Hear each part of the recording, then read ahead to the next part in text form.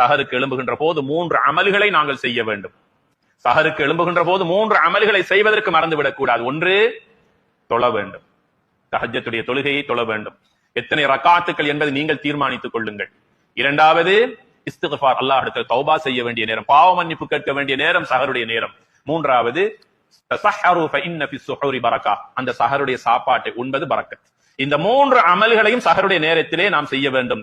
நபிகள் நாயகம் ஸல்லல்லாஹு அலைஹி வஸல்லம் சொன்னார்கள், கைருஸ் ஸுஹூர் அத்-தம்ர் என்று சொன்னார்கள். சஹருடைய சாப்பாட்டிலேயே மிக மிக சிறப்பானது, பரக்கத்துக்குரிய உணவு ஈத்தம்பழம் என்று சொன்னார்கள் நபிகள் நாயகம் ஸல்லல்லாஹு அலைஹி வஸல்லம். அவர்கள் சஹர் செய்வதும் ஈத்தம்பழத்தினால், இஃப்தார் செய்வதும் ஈத்தம்பழத்தினால்.